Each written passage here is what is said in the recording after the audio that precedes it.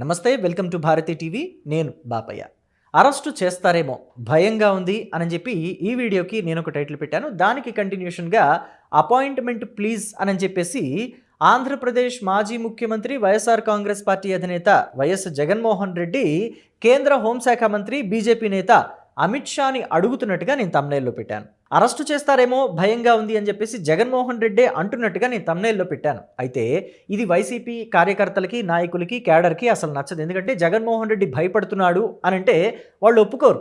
ఎందుకంటే గతంలో మనం చూసాం 2009, 2014 మధ్య కేంద్రంలో అధికారంలో ఉన్న కాంగ్రెస్ పార్టీ జగన్మోహన్ రెడ్డిని అవినీతి కేసుల కింద అరెస్టు చేసింది. ఎందుకని అంటే సోనియా గాంధీ వద్దు అని చెప్పినా కానీ జగన్మోహన్ రెడ్డి ఓదార్పు యాత్రలు చేపట్టారు. జగన్మోహన్ రెడ్డికేమో ఇటువైపు ఆయనని ముఖ్యమంత్రిని చేయలేదు, తన తండ్రి చనిపోయిన తర్వాత వారసత్వంగా తనకే రావాలి కదా ముఖ్యమంత్రి పదవి, తనని ముఖ్యమంత్రి చేయకుండా రోసయ్యని చేసింది. అలాగే ఆ తర్వాత కిరణ్ కుమార్ రెడ్డికి అవకాశం కల్పించారు, నన్ను మాత్రం పక్కన పెట్టారు అని చెప్పి ఈయన ప్రజల్లోకి వెళ్ళటం మొదలుపెట్టారు. జగన్మోహన్ రెడ్డి ప్రజల్లోకి వెళ్ళటం సోనియా గాంధీకి నచ్చలేదు. పార్టీకి ఎదురు తిరుగుతావా అని చెప్పి ఆవిడకి కోపం వచ్చింది. మొత్తం మీద వాళ్ళిద్దరి మధ్యలో ఉన్న వ్యవహారాల వల్ల జగన్మోహన్ రెడ్డిని అవినీతి అక్రమాల కేసుల కింద, అక్రమ ఆస్తుల కేసుల కింద 16 నెలలు జైల్లో ఉంచారు. అయితే దాన్ని జగన్మోహన్ రెడ్డి చాలా చక్కగానే వాడుకున్నారు.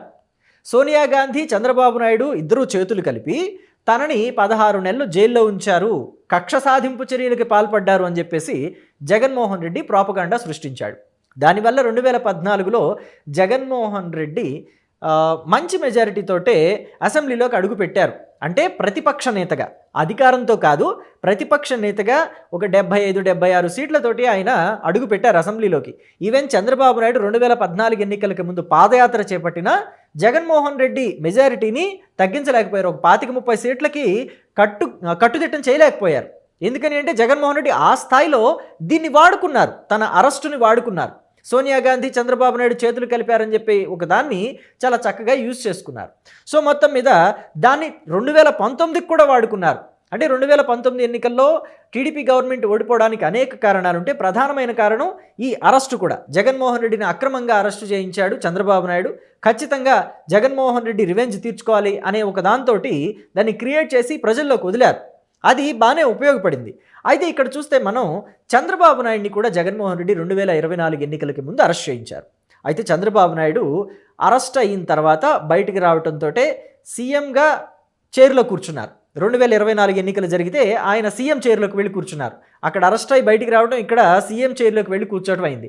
అయితే మరి ఇప్పుడు జగన్మోహన్ రెడ్డిని కూడా లిక్కర్ స్కామ్ కేసులో అరెస్టు చేస్తే, ఎందుకంటే ఈడీ ఎంటర్ అయింది లిక్కర్ స్కామ్ కేసులో, మరి ఆయన అరెస్టు చేస్తే ఆయన కూడా జైలుకు వెళ్ళి నన్ను చంద్రబాబు నాయుడు అక్రమంగా అరెస్టు చేయించాడు, ఇది అక్రమ అరెస్టు, రాష్ట్రంలో రెడ్ బుక్ రాజ్యాంగం నడుస్తోంది, నన్ను అన్యాయంగా అరెస్టు చేశారని చెప్పి ప్రజలకు చూయించుకొని చక్కగా సీఎం అవ్వచ్చు కదా. జగన్మోహన్ రెడ్డి ఎందుకు అరెస్టు నుంచి తప్పించుకోవాలని చూస్తున్నారు అని మీకు డౌట్ వచ్చే ఉంటుంది. ఎస్, అక్కడే మతలబ్ అంతా కూడా ఉంది.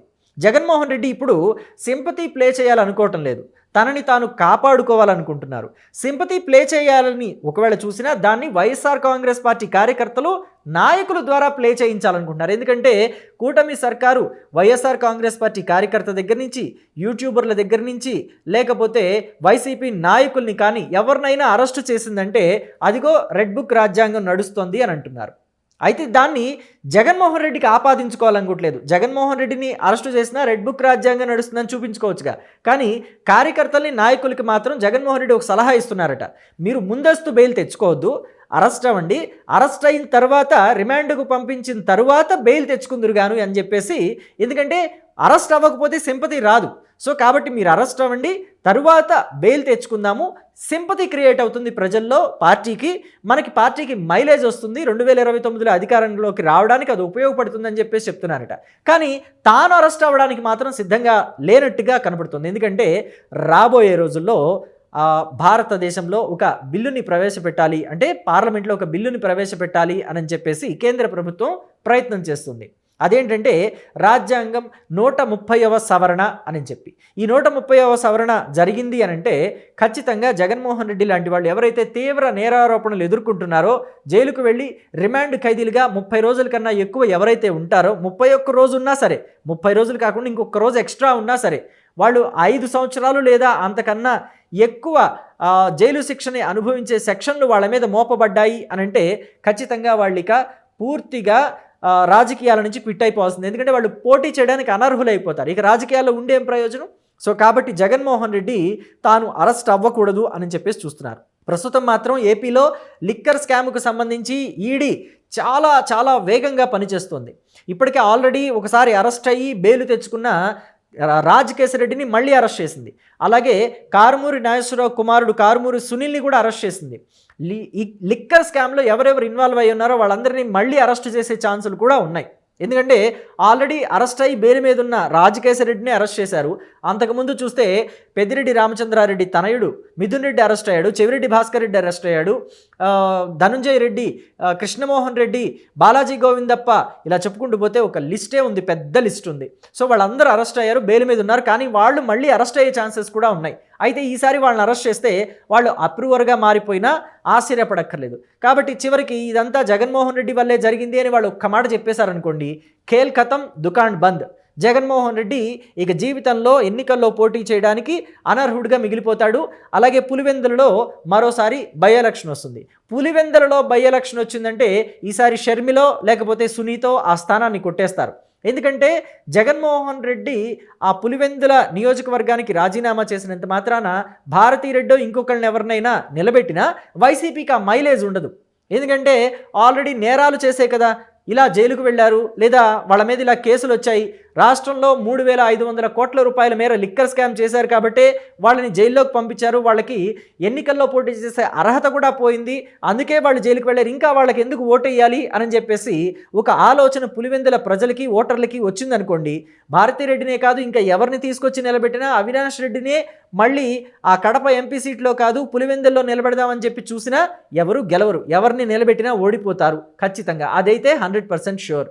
కాబట్టి ఇప్పుడు జగన్మోహన్ రెడ్డి దాని నుంచి బయటపడాలంటే కేంద్రం ఒక్కటే హెల్ప్ చేయగలదు. అయితే కేంద్రం జగన్మోహన్ రెడ్డిని ఇప్పుడు అంత ప్యాంపర్ చేసే పరిస్థితి ఉందా అంటే లేదని చెప్పాలి. గతంలో అయితే కేంద్రానికి జగన్మోహన్ రెడ్డి చాలా సన్నిహితుడు, జగన్మోహన్ రెడ్డే శాశ్వత మిత్రుడు, ఆయననే దగ్గర చేసుకోవాలని కేంద్రం కూడా చూస్తుందని ప్రొఫెసర్ నాగేశ్వరరావు లాంటి వాళ్ళు కొన్ని ప్రవచనాలు చదివారు. కానీ అంత ప్రవచనాలు చదివినప్పటికీ కేంద్రం మాత్రం ఎక్కడా జగన్మోహన్ రెడ్డిని హక్కును చేర్చుకుంటున్నట్టు కనిపించట్లా. ఒకవేళ కనిపిస్తే ఈ పార్టీకి అపాయింట్మెంట్ ఇచ్చేసి ఉండాలి కదా. హోంమంత్రో లేకపోతే కేంద్ర హోంమంత్రో లేకపోతే ప్రధానమంత్రో అపాయింట్మెంట్ ఇచ్చి ఉండాలి. కానీ ఇంతవరకు జరగలేదు.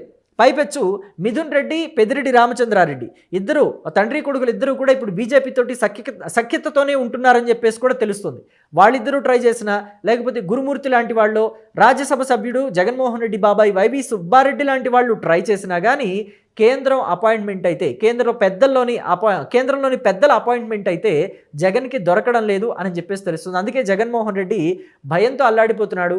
అరెస్ట్ అయితే పరిస్థితి ఏంటి మనది, రాజకీయ భవిష్యత్తు కంప్లీట్గా క్లోజ్ అయినా అని చెప్పేసి ఉక్కిరిబిక్కిరిలాడుతున్నాడు అని చెప్పి టాక్ నడుస్తుంది. మరి దీని మీద మీ అభిప్రాయాన్ని కమెంట్ బాక్స్లో తెలియచేయండి. జగన్మోహన్ రెడ్డి ఈసారి అరెస్ట్ అయితే బయటకు వచ్చే ఛాన్సెస్ ఉంటాయా ఉండవా? ఒకవేళ ఈడీ కనుక లిక్కర్ స్కామ్ కేసులో జగన్మోహన్ రెడ్డిని అరెస్టు చేస్తే మెల్లమెల్లగా పాత కేసులన్నీ తిరగదోడితే జగన్మోహన్ రెడ్డి పరిస్థితి ఏంటి? అలాగే రాబోయే ఆ కొత్త బిల్ ఏదైతే ఉందో రాజ్యాంగం 130వ సవరణ 131వ సవరణ ఉంది, దానికి సంబంధించి కూడా అది కూడా పాస్ అయిపోయిందంటే ఒకవేళ జగన్మోహన్ రెడ్డి పార్టీలోని వైఎస్ఆర్ కాంగ్రెస్ పార్టీలో ఎంతమంది నాయకులు రాజకీయాల్లో ఉంటారు, ప్రజాప్రతినిధులుగా వాళ్ళకి పోటీ చేసే అర్హత ఉంటుంది, ఎంతమందికి ఉండదు అని మీరు అనుకుంటున్నారో మొత్తం డీటెయిల్స్ అన్నీ కమెంట్ బాక్స్లో తెలియచేయండి నాకు. Thank you.